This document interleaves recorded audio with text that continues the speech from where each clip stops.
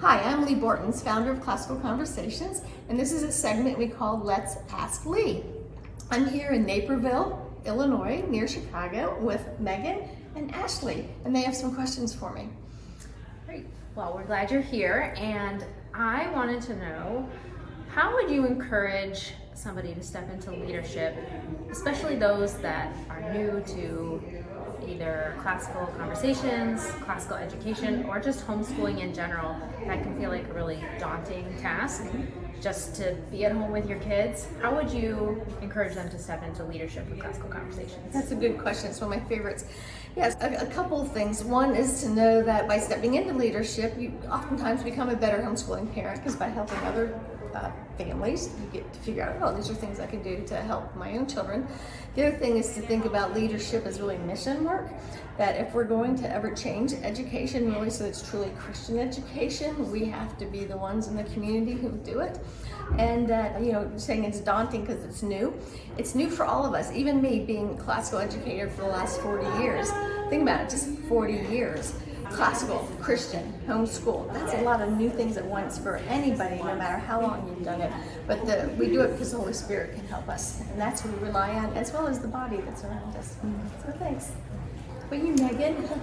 Can I ask two questions? Sure. Okay, well, one of them is, how can you encourage a parent who has an older kid entering the challenge programs and all of these younger kids behind them? Because younger kids are often so time consuming to teach them every little step, but then you really want to be involved in the challenge programs too. So how can you, what advice do you have for parents who are trying to juggle all that? Yeah, that's a great question, because we all have to do it. And as parents of the mobile children, there's a lot of things we have to juggle. So this is just one more thing. And so one thing you can do is think about what you're best at in juggling all those children, and bring that into that academic environment too. So for instance, it might be your challenge A or B books that you're reading become the family literature. And so you've got to get to include your younger children. Or it might be that while you're in the car, you do car school, I call that. And so while you're doing the memory work and the timeline and things like that, you're including your older child. To not try to separate them just because the older one has a little bit different look to the work, because they're going to get older no matter what you did, right? And so they need to have some new things of their own. But you as a parent should still try to do your best to integrate them with the children that are younger. That's great, thanks. My next question is, what is one of your most memorable moments from a Challenge B class? From Challenge B.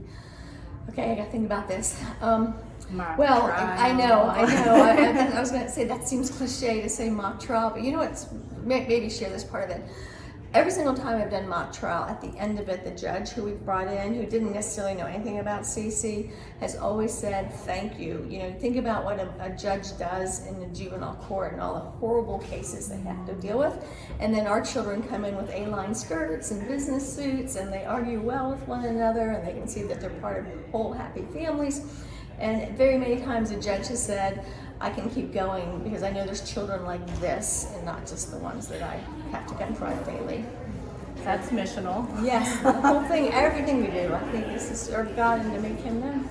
So thank you, ladies, for asking these questions. Thank you. Thanks, Julie. See everyone later.